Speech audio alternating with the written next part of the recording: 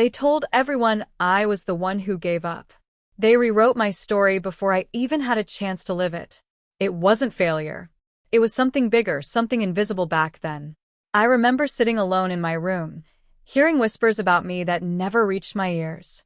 But the truth was waiting, hidden beneath the surface, ready to break free.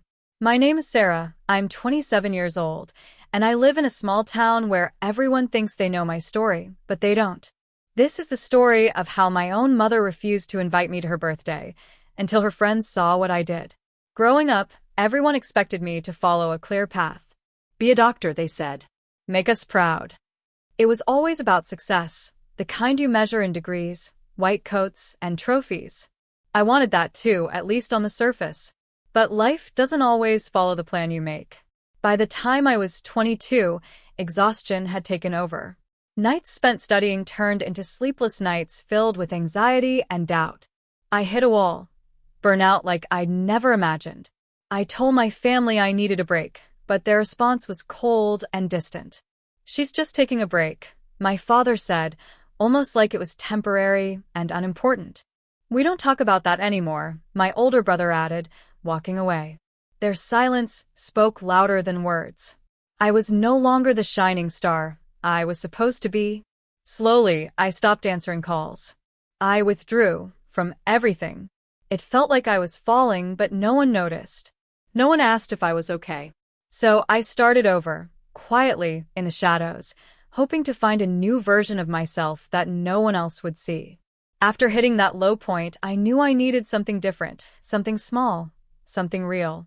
I started volunteering at a local community center, teaching basic computer skills to seniors. It wasn't glamorous, and at first it felt meaningless. Just me, a room full of confused faces and endless questions like, how do I turn this thing on? One afternoon, an elderly woman named Mrs. Jenkins sat beside me, frustration written all over her face.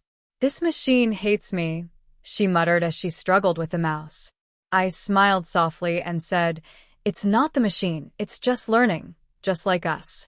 Over weeks, something changed. Mrs. Jenkins started opening emails, video calling her grandson who lives miles away. One day she said, with tears in her eyes, you brought my baby into my living room.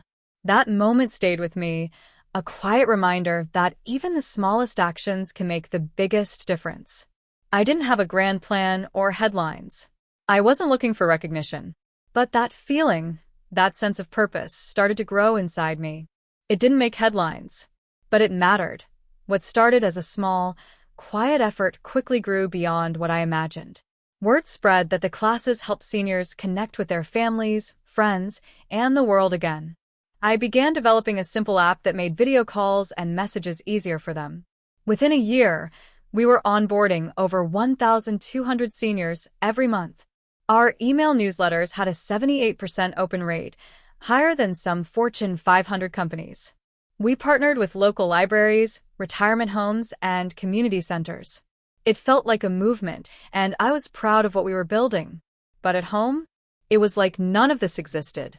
Teaching old folks to click buttons? Real noble work, my brother once said, smirking when I told him about a new feature we launched. My mom wouldn't even ask. At family dinners, I was the free spirit who gave up her real future for what they called childish hobbies. Despite the growing success, the silence at home was deafening. I was thriving in the outside world, but invisible where it mattered most. I remember one birthday approaching, my mother's. I thought maybe, just maybe, she would be proud. But the invitation never came. It wasn't just a party she refused to invite me to. It was a clear message. You're still not who we expected you to be. I swallowed the sting, telling myself my work was enough. But deep down, I wondered if she or anyone would ever truly see me. It was the afternoon of my mom's birthday. I wasn't invited, but I wasn't bitter, not anymore. I told myself I'd grown past needing her validation. I spent the morning updating some back-end features on our app, sent out a newsletter, then walked down to my favorite cafe for a late lunch. The place was buzzing, families, kids, laughter. That kind of joy used to hurt. But that day I was calm, just observing. That's when I heard my name. Not someone calling me. Someone mentioning me. Yeah, it's this program called Silver Connect or something changed my mom's life. A woman at the table next to me said. Her voice was animated, her hands moving excitedly. She hasn't left the house in 3 years, and now she's sending me voice notes, showing me blurry selfies with her cat. Like, every day. I froze. My fork halfway to my mouth. She kept going. There was this class instructor. What was her name? She paused, then looked through her phone. Anna. Anna Michaels. That's it. My breath caught in my throat. That was me. I turned just slightly, enough to see her clearly. She looked about my age, maybe a little younger. Bright eyes. A warmth in her voice that made me feel like I was listening to something sacred. She taught my mom how to use her phone. But it wasn't just about phones, she said, now leaning into the person across from her. It's like she gave her back a part of herself. And me too, honestly. I could feel tears welling in my eyes, but I stayed quiet, still, letting the moment pass through me like sunlight through a window. Her friend asked, "Have you met her?" "No," she laughed. "I wish. I'd love to thank her." I took a deep breath, turned, smiled. "I'm Anna," I said softly. The woman blinked. "Wait, what?" "I'm Anna Michaels. That program, Silver Connect. I started it." She stared, her mouth slightly open. Then, slowly, her eyes filled with tears. "No way. Are you serious?" I nodded. "I just happened to overhear you. And thank you. You have no idea what your words mean to me." She stood up, hugged me tightly, without hesitation, without asking. "You changed everything for us," she whispered. The cafe seemed to disappear around us. It wasn't noisy anymore.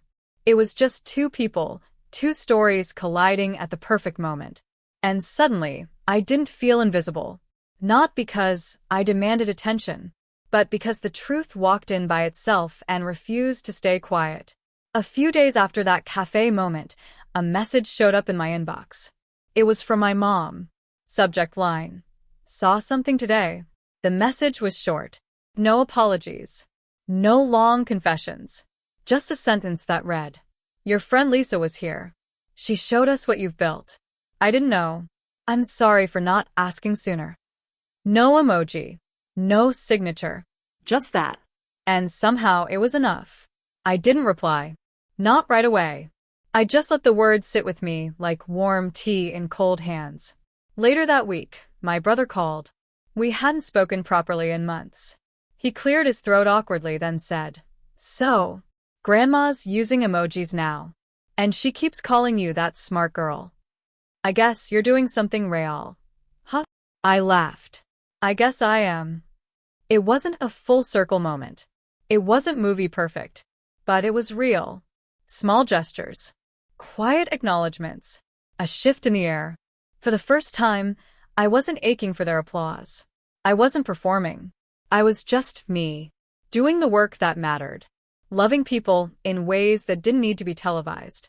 I printed the email, not to frame it, not to post it, just to fold it neatly and tuck it inside an old notebook I used to sketch ideas in when I was lost. It wasn't pride, it was peace. I didn't print the letter to prove anything. I just kept it.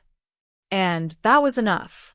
If you've ever felt invisible, if the people closest to you made you feel small, or if you've had to clap for yourself in empty rooms, this story was for you.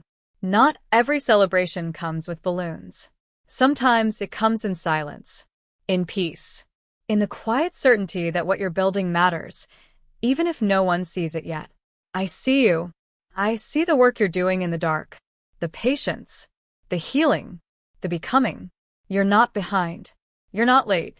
You're not the failure they whispered about at dinner tables. You're the seed growing underground, quietly, strongly, until one day you rise. Where are you watching from? What chapter are you in? Leave your story below, because someone like you might need to hear it too. Thank you for listening. Thank you for surviving long enough to tell your truth. And thank you for being real with me. More stories like this are coming. Ones with cracks and love and redemption. We're just getting started.